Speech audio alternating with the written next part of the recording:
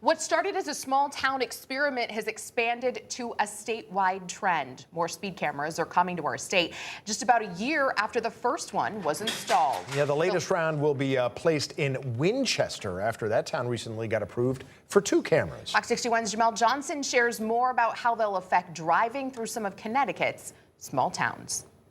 It all started in Washington, Connecticut as a way to curb speeding and to help a small police department regulate a road that saw its fair share of accidents. Now, these speed cameras have spanned across the state, recording record profits for communities and proving to help keep streets safer.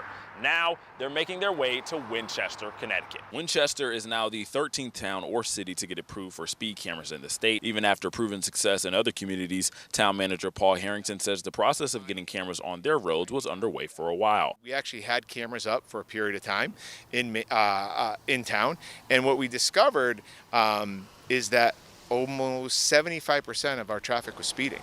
So with that information right then and there, we knew we had a problem. That process did take us about a year. The Connecticut Department of Transportation approved 2 speed cameras, both situated on Route 44. One will be posted on Main Street and the other will sit further down on Norfolk Road. Just getting out or coming into town seems to be an area that people like to maybe put their foot down a little bit heavier than they should because they're getting out of town. India Altman goes to school at Northwestern Community College, taking Main Street every day. Yeah, it's a little hard to get out of the library parking lot because people speed, and then they speed around the green as well.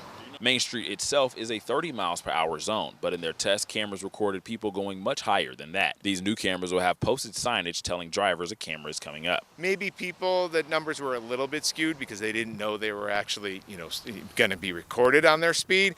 But I still think once the cameras are up, 2 things are going to happen. Either citations are going to be issued or behavior is going to be corrected. Harrington believes the cameras will help a small town like Winchester enforce speeding laws without dedicating more officers to regulate speeding. There's no replacement for a sworn officer, obviously, but one of the advantages of a speed camera is it works 365 days a year, 7 days a week, and when an officer pulls over a car, 20, 30 cars have probably driven by. This is getting everybody to get that corrected behavior. Harrington says he's expecting the cameras to be placed within the next 90 days, and the money collected from the cameras will go either back towards speed regulation or town infrastructure.